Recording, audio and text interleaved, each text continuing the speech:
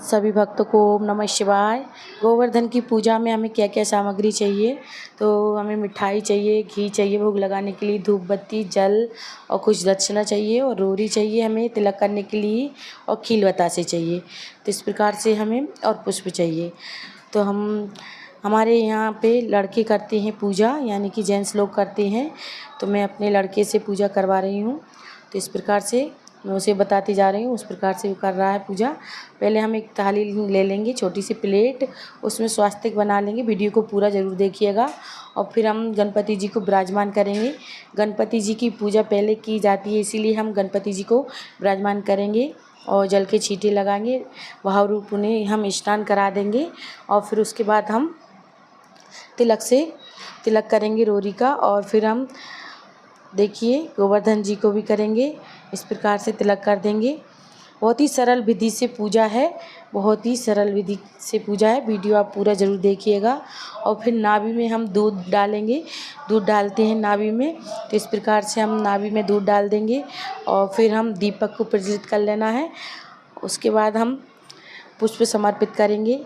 जो भी पुष्प हो आपके पास, ना हो पुष्प तो आप ऐसे भी कर सकते हैं। और धूप बत्ती को भी हम जला लेंगे।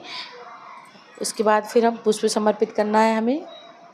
और फिर उसके बाद खील बतासे से पूजा की जाती है गोवर्धन की आज के दिन। तो आप खील बतासे से ही पूजा करें। पहले हम गणपति जी को पुष्प समर्पित करेंगे, और अगर आपके पास कुछ मिठाई वगैरह हो तो आप वो भी ले सकते हैं। नहीं तो खील बतासे से जो भी 5 दिन पूजा होती है, तो हम खील बतासे से ही पूजा की जाती है। तो इस प्रकार से हम पुष्प समर्पित कर देंगे चाँद को, सूरज को और गोवर्धन महाराज को। और गोवर्धन की पूजा करते हैं तो हमारे यहाँ अदर जहारा बोलते हैं इसको। तो अदर जहारा लगाया जाता है और मोर पंख लगाया जाता है। तो मोर पंख ज़रूर से लगाइएगा आप। तो इस प्रकार से हमने मोर पंख लगाया है और अदर झारा लगाते हैं। तो गोवर्धन की पूजा करते हैं और परिक्रमा देते हैं। परिक्रमा हमें 7, 11, 21 जितना भी हम लेना चाहें उतनी परिक्रमा ले सकते हैं। तो हम इस प्रकार से पूजा करेंगे। और ये पूजा हमें शाम को 4 बजे के टाइम पे करना है। आपके यहाँ कैसे करते हैं आप उस प्रकार से भी कर सकते हैं। हमारे यहाँ शाम को 4 बजे के टाइम पे की जाती है पूजा।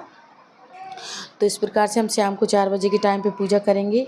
खील बतासे का भोग लगाएंगे हम गोवर्धन महाराज को और गणपति जी को। पहले हम गणपति जी को लगा देंगे, फिर जो हमने ग्वाल रखे हैं, गाय चर रही हैं, तो उनको भी हम खील बतासे का भोग लगाएंगे। इस प्रकार से खील बतासे का भोग लगाएंगे। इस प्रकार से खील बतासे का ही भोग लगाया जाता है।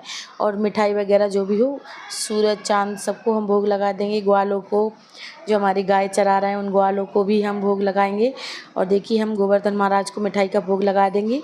इस प्रकार से हमें भोग लगाना है, इस प्रकार से हम भोग लगा देंगे। और फिर उसके बाद हम होम करना है। हमें होम ज़रूर करते हैं। आगी पे हमें होम करना बहुत ही ज़रूरी रहता है, क्योंकि आगी पे सभी देव देवता भोग जल्दी से ग्रहण कर लेते हैं।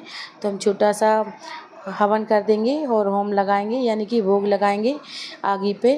तो इस प्रकार से खील बतासे का, मिठाई का तो भोग लगा देंगे, और घी का हम आहुति दे देंगे, उसी में घी का भी भोग लगा देंगे हम गोवर्धन महाराज को। तो इस प्रकार से आप पूजा कर लें। बहुत ही सरल विधि से पूजा है। और फिर उसके बाद हमें परिक्रमा देना है। तो जेंट्स लोग ही परिक्रमा देते हैं और वही पूजा करते हैं। तो 7 परिक्रमा दे सकते, 21 जो भी जितना देना चाहे उस प्रकार से हम परिक्रमा देंगे। और फिर हम परिक्रमा देने के बाद अर्घ्य देंगे। अर्घ्य देने के बाद हाथ जोड़कर क्षमा याचना मांगेंगे और दक्षिणा समर्पित करना है हमें। तो हमें गणपति जी को दक्षिणा समर्पित करें, क्योंकि जो भी गलती होती है पूजा में तो उसके लिए हम दक्षिणा समर्पित करते हैं। तो हमारी जो भी कमी होती है वो पूर्ण होती है। तो इस प्रकार से हाथ जोड़कर हम क्षमा याचना मांग लेंगे। देखिए, और फिर हम परिक्रमा दे लेंगे। 7 परिक्रमा लगाना है। तो इस प्रकार से आप 7 परिक्रमा लगा लें। तो देखिए आप ऐसे लगा लें। बहुत ही सरल विधि से पूजा है गोवर्धन महाराज की। खील बतासे की वर्षा की जाती है, परिक्रमा लगाते हैं तो हम।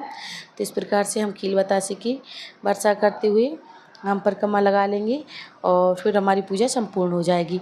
अगर वीडियो अच्छा लगा हो तो वीडियो को लाइक करें, चैनल को सब्सक्राइब करना ना भूलें। तो इस प्रकार से आप परिक्रमा लगा लें।